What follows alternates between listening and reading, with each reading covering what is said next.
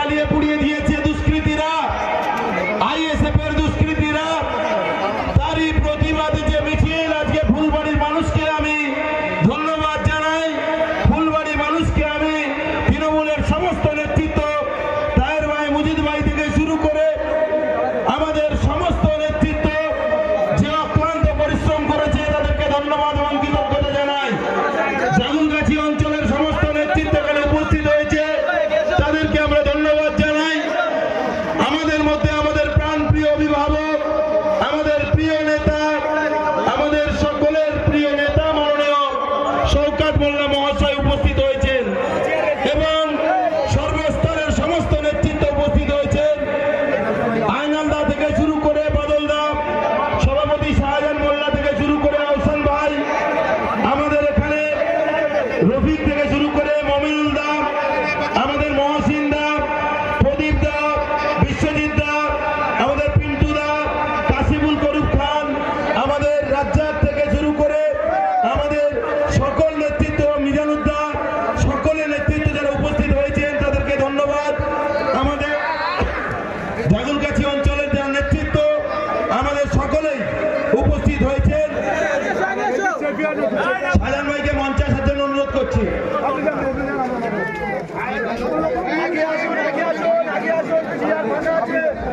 আচ্ছা, আমি আজকে এই প্রতিবাদ সভার সভাপতি হিসাবে, জাগুলগাছি উত্তর অঞ্চলের সভাপতি, ছাত্র নেতা, জেলার সহ সভাপতি সাবিরুল ইসলাম রিন্টুর নাম সভাপতি হিসাবে প্রস্তাব করছি।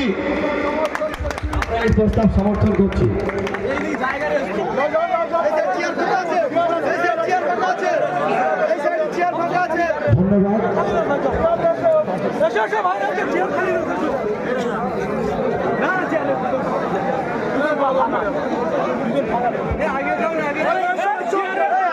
গত দুদিন আগে আপনারা জানেন আমাদের তৃণমূল কংগ্রেসের অত্যন্ত একনিষ্ঠ সৈনিক আলিনুর মল্লিক দাদার বাড়ির ময়দানের সামনে তার একটা মুদিখানার দোকান করে খেত। সেই মুদিখানার দোকান কিছু আইএসএফ এর দুষ্কৃতী, সমাজ বিরোধী, আলিনুরের অপরাধ ছিল সে তৃণমূল কংগ্রেসকে সমর্থন করে এবং তৃণমূল কংগ্রেসের কর্মী। যখন দিনের বেলা কোন রকম ভাবে আমাদের বিরোধিতা করার তাদের ভাষা নেই, যখন দিনের বেলা আমাদের সামনে এসে কথা বলার ক্ষমতা নেই, রাতের অন্ধকারে বেড়ালের মতো, ছাগলের মতো রাতের অন্ধকারে আমাদের প্রিয় সৈনিক আলিনুর মল্লিকের দোকান নির্মমভাবে আগুন লাগিয়ে দিয়েছে পেট্রোল দিয়ে। তারই প্রতিবাদে আজকে আমাদের ফুলবাড়ি গ্রামে ভাঙড় বিধানসভার পর্যবেক্ষক, আমাদের প্রিয় অভিভাবক, ক্যানিং পূর্বের বিধায়ক, জননেতা শওকত মোল্লা আমাদের মাঝখানে উপস্থিত হয়েছে। প্রিয় দাদার জন্য সবাইকে একবার করতালি দিয়ে অভিনন্দন জানানোর জন্য অনুরোধ করব। ধন্যবাদ জানাই ভাঙড় 1, ভাঙড় 2 ব্লকের সমস্ত নেতৃত্ব, যারা এখানে আলিনুর মল্লিকের পাশে দাঁড়াতে, যারা এখানে আলিনুর মল্লিকের সঙ্গে যেভাবে অন্যায় হয়েছে, যারা অন্যায় করেছে তাদের বিরুদ্ধে প্রতিবাদ জানাতে এই ফুলবাড়ি গ্রামে এসেছে। সর্বোপরি সাধারণ ফুলবাড়ির মা বোনেরা, সর্বোপরি সাধারণ ফুলবাড়ির মানুষ যারা এখানে উপস্থিত হয়েছে, আজকে উপস্থিত হয়ে প্রমাণ করে দিয়েছে এই ফুলবাড়ির মাটি তৃণমূল কংগ্রেসের শক্ত ঘাঁটি, এই ফুলবাড়ির মাটি তৃণমূল কংগ্রেসের দুর্জয় ঘাঁটি। তাই কোনো সমাজ বিরোধীদের আর সমর্থন করে না ফুলবাড়ির মানুষ। আজকে এই প্রতিবাদ সভায় আমি সমস্ত নেতৃত্বের নাম বলে আর সময় নষ্ট করতে চাই না। আমি সকলকে ধন্যবাদ জানিয়ে আজকে এই প্রতিবাদ সভায় প্রারম্ভিকভাবে বক্তব্য রাখার জন্য অনুরোধ করছি ভাঙড় 2 পঞ্চায়েত সমিতি সম্মানীয় সদস্য মমিনুল দাকে।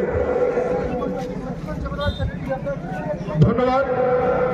আজকের এই সভার সভাপতিত্ব করছেন আমার ভাতৃপতি রিন্টু।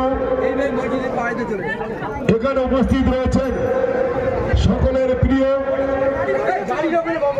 আপনারা জানেন আমাদের ক্যানিং পূর্বের জনপ্রিয় বিধায়ক তথা রাজ্য তৃণমূল কংগ্রেসের সাধারণ সম্পাদক, পশ্চিমবঙ্গ বিধানসভার স্ট্যান্ডিং কমিটির চেয়ারম্যান, সুন্দরবন ডেভেলপমেন্টের ভাইস চেয়ারম্যান এবং সাতগাছিয়া এবং ভাঙড়ের যিনি অবজারভার, ভাঙড়ের তিনি শুধু অবজারভার নন, আমাদের সকলের নয়নের মণি, আমাদের লড়াই করার শক্তি সেই শওকত মোল্লা এখানে মঞ্চে উপস্থিত রয়েছে। উপস্থিত রয়েছেন ভাঙড় এক ব্লকের সভাপতি আমাদের শাহজাহান, উপস্থিত রয়েছেন আমাদের রহিম ভাই, আমাদের মহাসিন্দা বাদল থেকে শুরু করে আপনাদেরই ঘরের ছেলে আমাদের দক্ষিণ 24 পরগনার জেলা পরিষদের কৃষি কর্মাধ্যক্ষ ভাই বাহারুল, উপস্থিত রয়েছেন তাহের রফিক থেকে শুরু করে কাশিমুল থেকে শুরু করে মিজানুদ্দা থেকে শুরু করে প্রদীপ থেকে শুরু করে পিন্টু থেকে রাজ্জাক থেকে শুরু করে আমাদের সকলেই রয়েছেন। আর রয়েছেন আপনারা অগণিত মায়েরা বোনেরা, তাদেরকে নত মস্তকে প্রণাম সালাম জানাই। অগণিত আমাদের তৃণমূল কংগ্রেসের কর্মীরা, আমাদের অঞ্চলের প্রধান শেখ সাবির রয়েছেন এবং বিভিন্ন অঞ্চলের প্রধানরা রয়েছেন, খোকন প্রধান নারায়ণপুর থেকে শুরু করে সব অঞ্চলের প্রধানরা রয়েছেন। আর রয়েছেন দলের অগণিত কর্মী। মাইকের আওয়াজ অনেক দূর যাচ্ছে, আমরা দেখতে দেখতে শুনতে শুনতে আসলাম, মিছিল করতে করতে প্রতিবাদ জানাতে যারা মাইকের আওয়াজ শুনছেন বাড়ি বসে, আমি জানি আইএসএফ এর কিছু কর্মীরা বাড়িতে বসে মাইকের আওয়াজ শুনবেন, তাদেরকেও তৃণমূল কংগ্রেসের পক্ষ থেকে ধন্যবাদ জানাই আমাদের এই বক্তব্য শোনার জন্য। আজকের আমরা এখানে উপস্থিত হয়েছি কেন? উপস্থিত হয়েছি প্রতিবাদ জানাতে, প্রতিরোধ করতে, প্রতিবাদ করতে এবং প্রতিরোধ করতে। এই ফুলবাড়ি বাউনে আমরা বহু লড়াই করেছি, ইতিহাস আছে, রক্তকেই সংগ্রাম হয়েছে, তার বারবারই এখানে রয়েছে।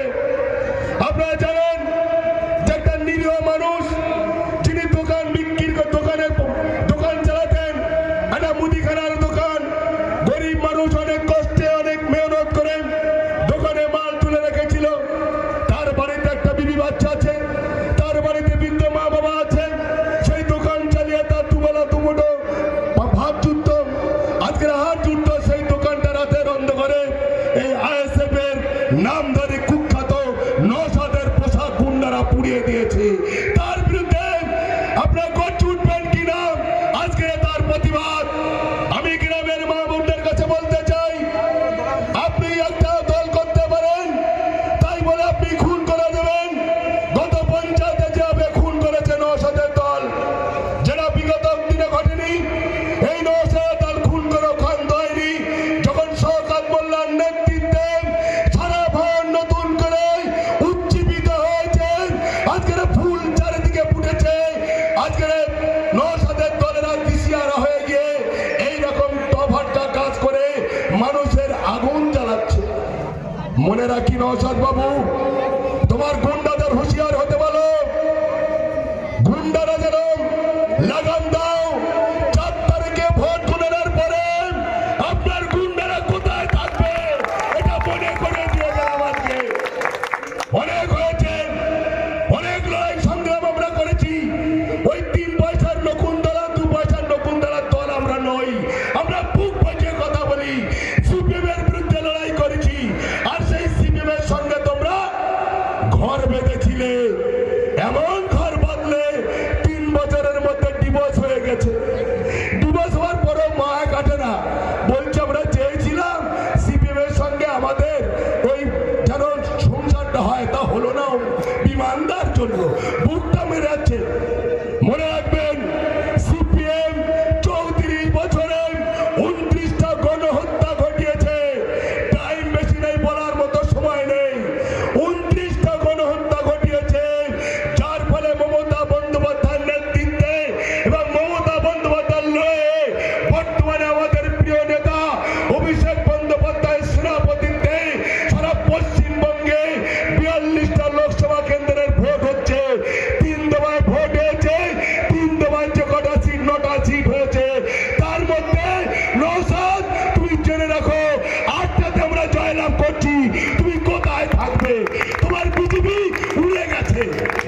বিজেপির সঙ্গে পেছন দিয়ে কাটমানি, পেছনের দিক দিয়ে ঢুকে তৃণমূল কংগ্রেসকে ক্ষতি করবে, মুসলমানের ভোট কেটে। আজকের আমরা যারা বলি আমরা ঠিক সময়ে মসজিদ আজান দিতে পারবো কি পারবো না, আমরা দাঁড়িয়ে রেখে নামাজটা পড়তে পারবো কি পারবো